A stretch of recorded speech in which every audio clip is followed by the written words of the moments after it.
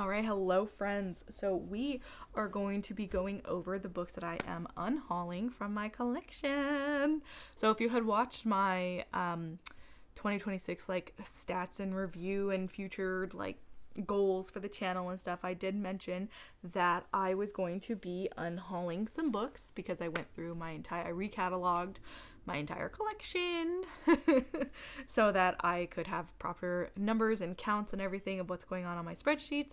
And while doing that, I did pull out some books to remove from the collection. And so now we're going to go over that. We're going to see what I'm getting rid of. All right. So I'm still sitting in a really cramped spot. So apologies. All right. And I still really hope that there isn't like some weird like lights going on the side because I am using my Christmas tree. Anyways, let's move on. So up first, we have The Righteous by David Ragg. This is book 2 in the Articles of Faith series. I actually have 2 copies of this because this came from Goldsboro, unsigned when it was supposed to have been signed.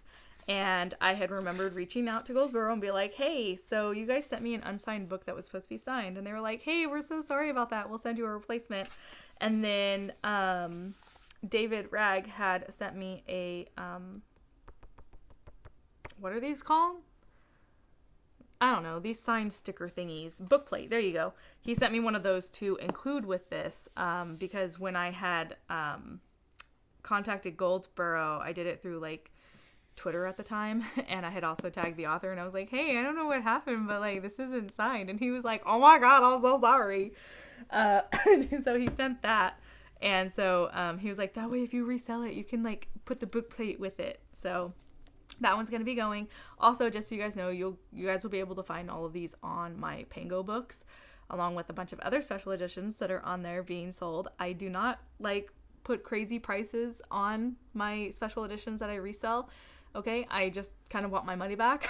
Okay, so if you guys could please go over there and buy them so that I could make room on my shelves, that'd be great. All right. So next up, we have The Second Sight of Zachary Cloudsley by Sean Lusk. This one actually took a minute to really decide if I wanted to get rid of because I do really love those sprayed edges, but I don't display my books with the edges out, so it doesn't really matter. The book was a 3-star for me. It was interesting. It was good. You know, I enjoyed it for what it was. It's more historical than anything. With like some fantastical elements, but it also doesn't really follow Zachary. It kind of follows other people around Zachary. So it was kind of like the killing point for me. So I have decided to go ahead and let it go, and maybe somebody else will fall in love with it.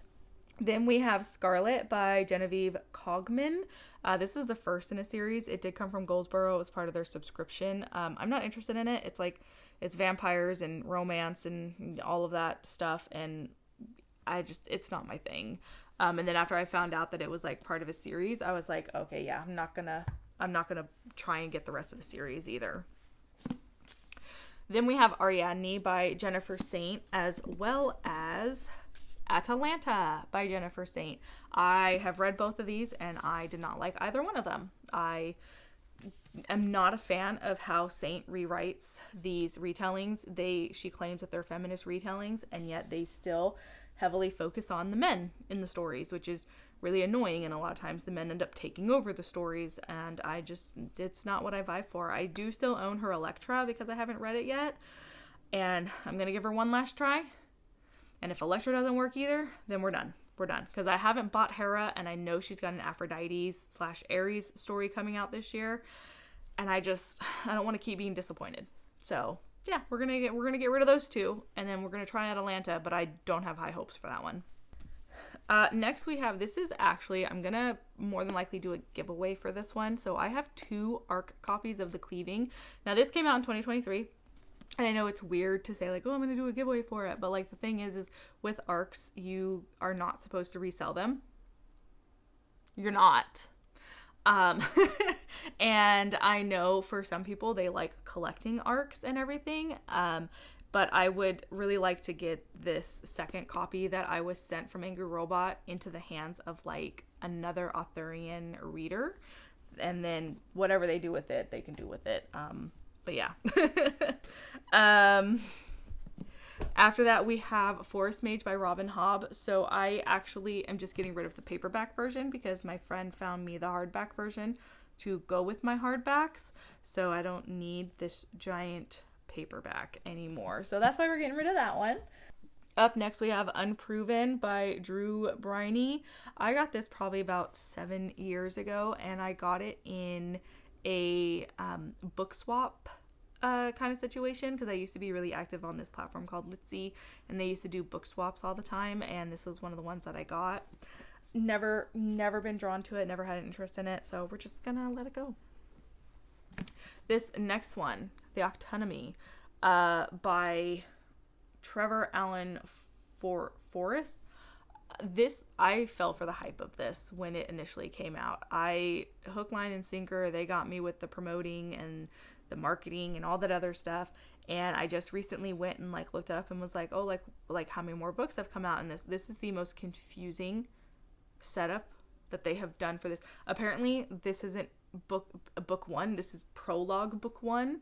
But then there's also like part 3, which is book 2, and then part 2, which is book 1, and it's confusing, and I don't like it. And on top of that, they have like special windows for when you can order it, and I don't want to deal with it.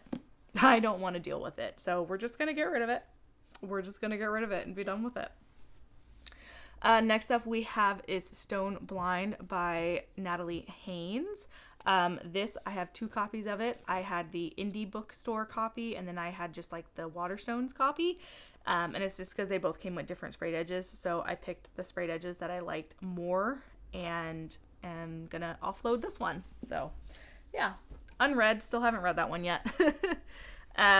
Next we have Clytemnestra by Costanza Casati. Same issue. I had 2 of them. I had one from Waterstones and then one from Goldsboro.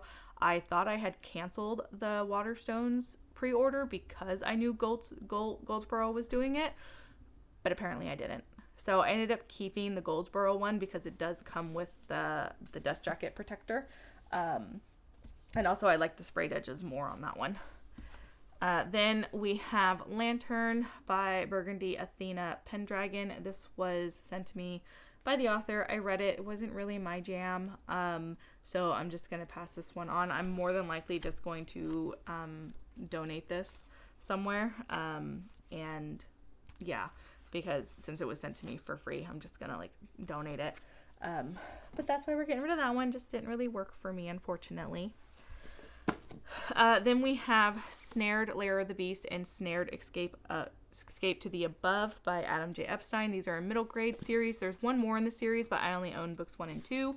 They're fine. They're decent. They're nothing to like be all wild and crazy about. So I'm actually just going to get the 3rd book from the library and finish reading it that way. And hopefully there will be a kid out there who will fall in love with those. Then we have In the Red by Christopher Sweedler. This is a middle grade sci-fi.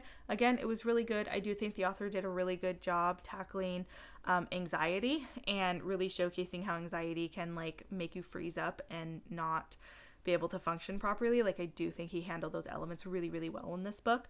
But it's not something I'm going to read again. So I'm going to pass that one on as well. Then we have Hollow Chest by Brita Sandstrom. I thought this was like a werewolf story. It's not. It's actually a World War II story. I think it's World War II. It's either World War II. Yeah, it's World War II. But it follows the aftermath of going to war and how it affects people through the lens of like a child and him dealing with his older brother who's come back from war and how it has changed him. And again, really good. It's done really well. It's a bit of a depressing story, like through the whole way through, just because of the content and it being such a heavy topic. But I do think that there are some kids out there who would benefit from being able to read from something like this, because we do still unfortunately have family members that get sent off to wars. And so it's a really good book, but not something I'm gonna read again. Then we have Dead Man's Hand by Eddie Jones. I actually really did enjoy this one. It's a middle grade, like Western mystery kind of thing. And I think it only has the Western thing just because of where the story took place in this one. But it was pretty short. There's pictures all throughout it. Really good though, really interesting, but I'm just going to finish it off through the library instead.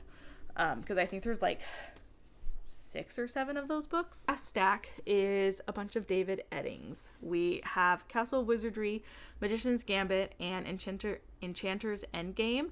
Those are part of the Belgrade series. And then we have The King of Murgos, Sorceress of Darshiva, Demon Lord of Coranda, The Seeress of Kel, Guardians of the West. That is part of the Malorian, which is the follow-up series to the Belgrade. I have read all of these. I did own books 1 and 2 of the Belgrade, but they fell apart. That's how old they were. That they completely fell apart. That is the joy of buying used books sometimes. You buy really old ones that fall apart. But I have read these.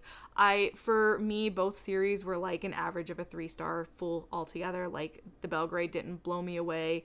The Malorian didn't blow me away. I think also, like, the main aspect for me reading the series was Polgara and Dernick. I love their love story. It takes place in the background. It's not even like a focal point of the story or anything. Like, they're both important to the story, but it's not like the focus of the story. But yeah, I mainly read it for them. So, but I am going to go ahead and let them go because I'm not going to reread them again. So I don't want them taking up space on the shelves. Like, they don't hold any long-term memories with me. Like, I know Polgara and Dernick are amazing, so that's all that matters. So those are all of the physical ones I'm getting rid of. There was a ton more digital ones, but a lot of them are self-published books, and so I just really don't want to be like, look at all these self-published books I'm getting rid of. Like, it feels kind of rude to do that. So yeah, those are all the physical ones that are leaving the collection. So yeah, hopefully you guys enjoy this, and I will see you guys next time. Bye.